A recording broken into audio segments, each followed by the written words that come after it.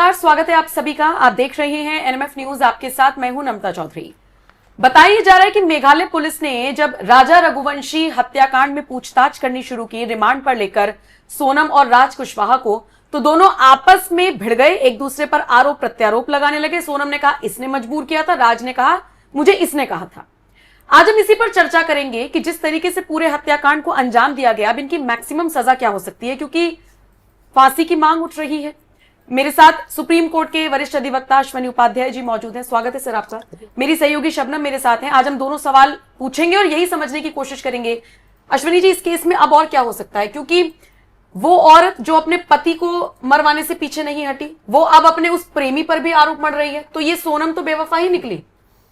देखिए, पहली बात तो जब से ये घटना आई है उसके बाद से लगातार केवल इस पे चर्चा हो रही है कि सोनम यहाँ से गई तो वहाँ से गई तो ट्रेन से गई, फिर उसका प्रेमी ऐसे पहुँचा, उसका हत्यारा ऐसे पहुँचा। इस बात पे चर्चा नहीं हो रही है कि सावित्री और सत्यवान के देश में सोनम बेवफा क्यों हो रही है।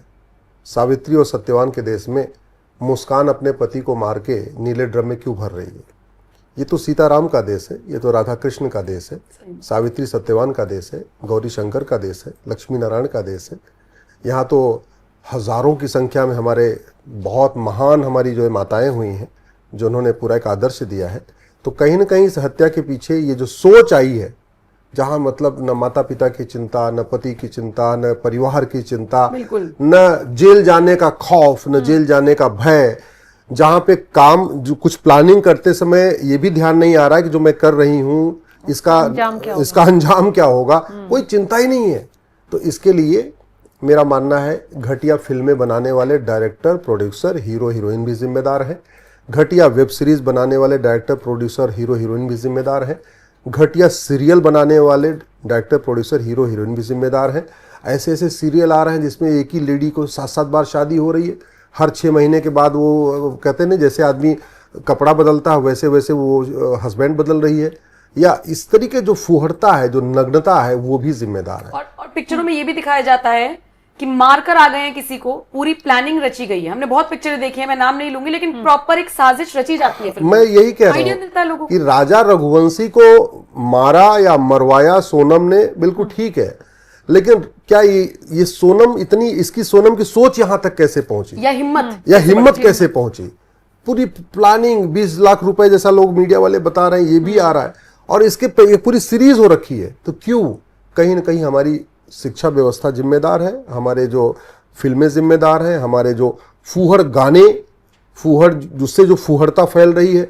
अल्टीमेटली आप देखिए, व्यवहार किस बात पर निर्भर करता है? व्यवहार निर्भर करता है हम आंखों से क्या देखते हैं, कान से क्या सुनते हैं, मुंह से क्या हम भोजन करते हैं, क्या हम चखते हैं, इस पे डिपेंड करता है। तो कहीं ना कहीं आंखों के जरिए जो घटिया फिल्में जा रही हैं, घटिया सीरियल जा रहे हैं, घटिया सीन जा रहे हैं, घटिया वेब सीरीज जा रहे हैं, कान के जरिए जो घटिया फूहड़ गाने जा रहे हैं, जो फूहड़ बातें जा रही हैं, जो घटिया आज की डेट में जो कहानियां लिखी जा रही हैं, जो कहानी आदमी पढ़ रहा है, उसका बहुत बड़ा प्रभाव है। नहीं तो भारत में ये जो कुछ हो रहा है, ये कल्पना के बाहर की चीज है।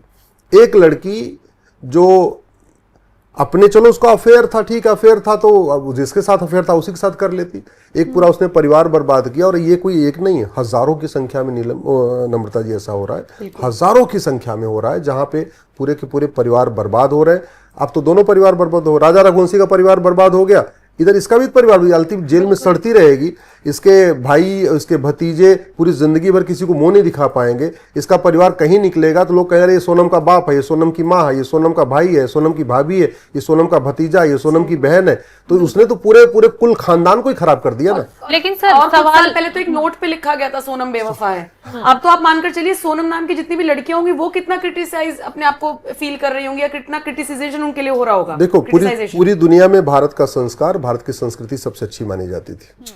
भारत की शिक्षा, भारत की चिकित्सा, भारत की न्याय व्यवस्था पूरी दुनिया में सर्वोत्तम मानी जाती थी, सबसे बढ़िया मानी जाती थी। सर, आप बॉलीवुड के गाने, फिल्में, सीरियल सबको जिम्मेदार तो ठहरा रहे हैं, लेकिन अगर जब पहला हमारे देश में ऐसा केस आया, मुस्कान के केस को ही देख लीजिए, सिर्फ हायरिंग हो रही है, पूछताछ कर रही है पुलिस, रिमांड मिल रही है, कहीं ना कहीं इस चीज का प्रभाव भी पड़ता है कि आप सख्त कार्रवाई तुरंत नहीं कर रहे हैं। हाँ, उसको लंबा खींच रहे हैं, वकील भी दे रहे हैं। मैं तो बहुत कई बार कह चुका हूं समाज में अपराध तब कम होता है जब शिक्षा में संस्कार हो और कानून का खौफ हो। हमारे देश में आज भी आज़ादी के 75 साल भी वही मॉन्टेसरी एजुकेशन, वही मिशनरी एजुकेशन, वही मैकाले एजुकेशन सिस्टम चल रहा है। हमने अपनी वैदिक गुरुकुल शिक्षा व्यवस्था, जिसमें हमारी अपनी संस्कृति थी, हमारी अपनी परंपरा थी, जिसमें हम माता पिता के संबंधों की चर्चा करते थे, वो हमने खत्म कर दिया। हमारी वैदिक गुरुकुल शिक्षा व्यवस्था को जापान ने अडॉप्ट कर लिया। मैं जापान का प्राइमरी का सिलेबस देख के आया हूं। जापान के प्राइमरी में वही सब कुछ पढ़ाया जा रहा है जो हमारे यहाँ प्राचीन वैदिक गुरुकुल शिक्षा व्यवस्था थी। इवन सिंगापुर में जो प्राइमरी एजुकेशन है, जो 5वीं तक का एजुकेशन, वहां का सिलेबस करिकुलम वही है जो हमारे यहाँ है। वहाँ सिंगापुर जापान में physics, chemistry, math, zoology, botany primary में नहीं पढ़ा रहे हैं। वहाँ एथिक्स पढ़ा रहे हैं, मोरालिटी पढ़ा रहे हैं, स्पिरिचुअलिटी पढ़ा रहे हैं, ह्यूमैनिटी पढ़ा रहे हैं, ठीक है, इन्वायरमेंट पढ़ा रहे हैं, हाइजीन पढ़ा रहे हैं, सेफ्टी पढ़ा रहे हैं। और हम बच्चे को प्राइमरी से ए फॉर एप्पल, आप दुनिया में आप देख लीजिए, चीन में अंग्रेजी का नामो निशान नहीं है, ठीक है, जर्मन अंग्रेजी से नफरत करते हैं, जापान अंग्रेजी का नामो निशान नहीं है। तो बहुत सारे ऐसे भी देश हैं जिन्होंने इंग्लिश को बिल्कुल अपने ऊपर हावी नहीं होने दिया, क्योंकि अंग्रेजी आती है तो कुछ अंग्रेजियत लेके आती है। अंग्रेजी के साथ और भी कई सारी समस्याएं आती है। अभी मैं कह दूंगा तो लोग कहेंगे आप तो भाषा के खिलाफ बोल रहे हैं, तो ये कड़वी सच्चाई है। आखिर चीन ने, जर्मनी ने, जापान ने, बहुत सारे ऐसे देश हैं जहां पे बिल्कुल इंग्लिश जीरो है, बिल्कुल पढ़ाते ही नहीं है। वो देश भी तो विकास करके आगे बढ़ गए। हमें लगता है कि नहीं, जब तक हम बच्चे को अपने इंग्लिश नहीं पढ़ा देंगे तब तक हमारे देश का विकास नहीं होगा। हमारे बच्चों को हमारे महापुरुषों का नाम नहीं पता, विदेशी महापुरुषों का नाम पता है। विदेशी जो ब्रिटेन में पढ़ाए जाते हैं, जो अंग्रेजी में पढ़ाए जाते हैं, तो वो जो एक सोच आई है। और ऐसे ही आज के आप देखो ना, कॉमेडी के नाम पे क्या फुहड़ता फैलाई जा रही है। उसमें स्टैंड अप कॉमेडी में तो मतलब एकदम हद हो गई है। बिल्कुल, बिल्कुल। माता पिता के रिश्ते, भाई बहन के रिश्ते तार तार किए जा रहे हैं। और प्रमोट क्यों हो रहा है? क्योंकि ऐसी फूहड़ फिल्में और फूहड़ सीरियल बनाने वालों को पद्मा अवार्ड मिलता है। मैं तो नाम नहीं लूंगा, लेकिन मैं जानता हूं 2-4 मुंबई में जिन्होंने हमारी पूरी संस्कृति को तार तार कर दिया सीरियल बना के। उसमें एक लेडी भी है, ठीक है, उसको पद्मा अवार्ड मिला है, जो हर अपने सीरियल में कम से कम 10 बार शादी कराती है और 10 बार तलाक कराती है, उसको पद्मा अवार्ड मिला। एक और भी है वहां मुंबई में बैठा हुआ है, मतलब किसी फूहड़ में जब तक वो लेडी को बिकनी में नहीं दिखा देता, जब तक वो स्विमिंग पूल में नहीं पहुंचा देता, तब तक उसकी फिल्म पूरी नहीं होती, उसको भी पद्मा अवार्ड मिला। ये हम कर क्या रहे? मतलब अच्छे लोगों को पद्मश्री, पद्म विभूषण और पद्मा अवार्ड देने की बजाय ऐसे, मतलब इनके पैमाने क्या है? हाँ, मतलब ऐसे फुहड़ता फैला। आप देखो ना, गानों में द्व्यर्थी संवाद, बिल्कुल, हाँ, एकदम अश्लील गाने, आपके डायलॉग में अश्लील संवाद, द्व्यर्थी संवाद, वो कहना कुछ कहते कुछ और है, इशारा कुछ और करते हैं। तो ये जो हमने फैला दिया, और ये खासतौर पे बॉयफ्रेंड और गर्लफ्रेंड का कॉन्सेप्ट, ऐसे लगता है कि, और गाने भी ऐसे भी आ गए, सुबह से लेके शाम तक, शाम से लेके सुबह तक, मतलब सुबह से लेके शाम 24/7 अगर प्यार करेगा तो आदमी माँ बाप की सेवा क्या करेगा, भोजन कब करेगा, पानी कब पिएगा। ऐसे आ रहा है कि सांसों की ज़रूरत है जैसे जिंदगी के लिए, तो बस एक सनम चाहिए आशिकी के लिए। मतलब जैसे हवा के बिना आदमी प्राण मर जाएगा, वैसे आशिकी के बिना ऊपर। तो ये जो चीज़ें दी गई हैं और ख़ासतौर पर फिल्मों में डाली गई हैं, उसका परिणाम हम देख रहे हैं। हमारी जो दादी अम्मा कहानियां सुनाती थी, खत्म हो गई। पंचतंत्र की कहानियां शुरू हो गई, खत्म हो गई। हम जो महापुरुषों को पढ़ाते थे, हमारे पूर्वज, एक किताब चलती थी, मैंने प्राइमरी में पढ़ा हुआ है, मैं उत्तर प्रदेश से हूं। मैंने ए फॉर एप्पल 6वीं में जाके पढ़ा, बी फॉर बॉल होता है 6वीं में पढ़ा, ए ऐसे बनता है, ये हमने 6वीं में जाके पढ़ा। नहीं, उत्तर प्रदेश में 5वीं तक हिंदी थी नहीं। और मैं तो देख रहा हूं जैसे जैसे अंग्रेजी बढ़ी है, वैसे वैसे अश्लीलता बढ़ी है। जैसे जैसे अंग्रेजी, आज की डेट में जो यंग जनरेशन है वो मतलब भारत में तो ऐसे फूहड़ता है, लेकिन वो भारत के सीरियल नहीं देख रहे हैं, भारत की फिल्में नहीं देख रहे हैं, हिंदी में अपनी फिल्म सीरियल नहीं देख रहे हैं, वो इंग्लिश देख रहे हैं। मतलब वो जब तक बॉलीवुड में उनको पसंद नहीं आ रही, वो हॉलीवुड में जा रहे हैं। और हॉलीवुड में क्या दिखा रहे हैं, कैसे कपड़े दिखा रहे हैं, ऐसे लग रहा है कि गर्मी बहुत ज्यादा है इसलिए कपड़े छोटे पहनना जरूरी हो चुका है। तो ये जब चल रहा है, ये जो कहते हैं गार्बेज इन गार्बेज आउट, जब आप कूड़ा देखेंगे तो आपका बिहेवियर कूड़ा होगा। कूड़ा सुनेंगे, कूड़ा देखेंगे, कूड़ा खाएंगे, तो आपके बिहेवियर से कूड़ा ही निकलेगा, और यही हो रहा है। बिल्कुल सर, यहाँ एक सवाल ये भी है, अब जिस तरीके से सोनम को पकड़ा गया,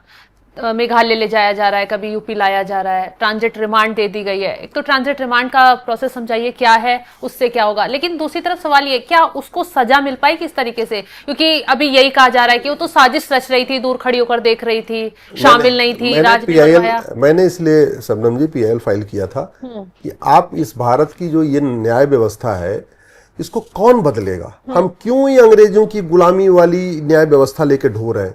क्यों पूछताछ, क्यों तारीख पे तारीफ, क्यों क्रॉस एग्जामिनेशन, क्यों इतना सब कर रहे हैं? अरे हमने अग्नियान बना लिया, चंद्रयान बना लिया, मंगलयान बना लिया, आदित्ययान बना लिया, अग्नि मिसाइल बना लिया, ब्रह्मोस बना लिया, परमाणु बम बना लिया। तो जुडिशियल सिस्टम को ठीक करने के लिए, फास्ट जस्टिस करने के लिए हम नार्को पॉलीग्राफ ब्रेन मैपिंग कानून क्यों नहीं बना रहे? 800 जिले हैं, एक जिले में एक लैब अगर बनाना है, झूठ पकड़ने वाली आपको नार्को पॉलीग्राफ ब्रेन मैपिंग की लैब बनानी है, इतने जितना आपका स्टूडियो है ना, इतने में ही आपका narco polygraph brain mapping lab बन जाएगा। और कितनी लागत आएगी? मुश्किल से 2 करोड़ आएगी। यानी 800 जिलों में अगर हर जिले में एक हम लैब बना दें तो 1600 करोड़ रुपए में पूरे देश में झूठ पकड़ने के लिए narco polygraph brain mapping lab बन जाएगी। अभी इसको हम सोनम को ले गए होते, इसको अभी अब हम पिछले 15 दिन से इसको इधर से उधर घुमा रहे हैं, ठीक है। मतलब लाखों रुपए तो पुलिस को बेचारों को इधर से उधर करने में, जो अल्टीमेटली वो भी फ्लाइट से चलेंगे, उतरेंगे, होटल में रुकेंगे, इसी में सारा खर्चा हो जाता है। एक एक आदमी को सजा दिलवाने में आज की डेट में 1 करोड़ रुपए टैक्स पेयर का पैसा खर्च होता है। आप सरकारी वकील की फीस जोड़ लीजिए, जितने इसमें इन्वेस्टिगेशन किया उस पुलिस वाले का वेतन जोड़ लीजिए, जितना पूरा ट्रेवलिंग करते हैं उसको जोड़ लीजिए, जितने गवाह आते हैं उनका आने जाने का किराया भाड़ा जोड़ लीजिए। कम से कम एक चोर को भी सजा दिलाने में, सिंपल जो चोरी करता है, टैक्स पेयर का 1 करोड़ रुपए खर्च हो जाता है। अगर जज का वेतन जोड़ लीजिए, जो इतनी तारीख पड़ी जोड़ लीजिए, बहुत आसान हो सकता है। नार्को पॉलीग्राफ ब्रेन मैपिंग कानून बना दिया हो, हमने बनाया होता तो अब तक मुस्कान ने क्यों मारा, कैसे मारा पता चल गया होता, मुस्कान को सजा हो जाती। अगर हमने अभी इसका सोनम का भी नार्को पॉलीग्राफ ब्रेन मैपिंग कर ले, पूरी कहानी बता देगी। लेकिन क्यों नहीं कर रहे? संविधान का हवाला दिया जा रहा है कि आर्टिकल 20 कहता है जी आप है। अरे आर्टिकल 20 ये नहीं रोकता भैया। नार्को पॉलीग्राफ ब्रेन मैपिंग जब ये संविधान बन रहा था तो नार्को पॉलीग्राफ ब्रेन मैपिंग नाम का शब्द ही नहीं था। संविधान निर्माताओं ने थोड़ी कहा था कि हम जितनी बात लिख के जा रहे हैं उतना ही करना, उसके बाद मत करना। 125 बार अमेंडमेंट हो चुका है। दुर्भाग्यवश पुलिस रिफॉर्म, जुडिशियल रिफॉर्म पे चर्चा ही नहीं होती, जस्टिस विद इन ईयर के ऊपर चर्चा ही नहीं होती। नम्रता, यहाँ एक सवाल ये भी कि सोनम एक महिला है, तो क्या उसे महिला होने के नाते हमारा जो लॉ है, हमारा जो सिस्टम है, उसे छूट मिल जाएगी कि फांसी की सजा से बच जाएगी? महिला होने के नाते कोई छूट नहीं मिलेगी, लेकिन कानून इतना हमारा घटिया है कि आज तक न किसी की नागरिकता खत्म हुई है, न किसी को फांसी हुई है ऐसे मामलों में, न किसी को 100% प्रॉपर्टी जब्त हुई है। स्वाभाविक सी बात है, अगर 20 लाख रुपए का कॉन्ट्रैक्ट था, तो इस केस में जिन लोगों ने राजा रघुवंशी की हत्या किया है, क्या वर्तमान कानून में उनको फांसी होगी? मेरा जवाब है नहीं। लिख के मैं देता हूं, नहीं होगी फांसी। क्या उन जो भाड़े के हत्यारे थे जिन्होंने 20 लाख रुपए में राजा रघुवंशी की हत्या किया, क्या उनसे 20 लाख रुपए वसूला जाएगा? क्या उनकी प्रॉपर्टी जब्त होगी? तो मेरा जवाब है नहीं। लिख के रख लीजिए, बिल्कुल नहीं होगा। ये ऐसा कानून कोई बना ही नहीं हमारे पास। क्या जो भाड़े के हत्यारे थे उनकी सिटीजनशिप खत्म कर दी जाएगी, भारत में उनकी नागरिकता खत्म हो जाएगी? बिल्कुल नहीं होगी। ऐसा हमारे पास कोई कानून ही नहीं है। ये कुल मिला के 10-20 साल मुकदमा चलेगा। पहले डिस्ट्रिक्ट कोर्ट में चलेगा, फिर वो हाई कोर्ट में अपील करेंगे, फिर सुप्रीम कोर्ट में वकील करेंगे, अपील करेंगे। फिर अगर फांसी, वैसे फांसी के चांस 1% है। फांसी के अगर वो उन्होंने कहा भी तो राष्ट्रपति के यहाँ फिर दया याचिका जाएगी। सामान्यतया इस केस में कोई फांसी वासी नहीं होगी, आजीवन कारावास होगी, न प्रॉपर्टी जब्त होगी, न नागरिकता खत्म होगी। मतलब फांसी तक जाने के रास्ते कम है, लेकिन उससे बचने के लिए बहुत रास्ते हैं।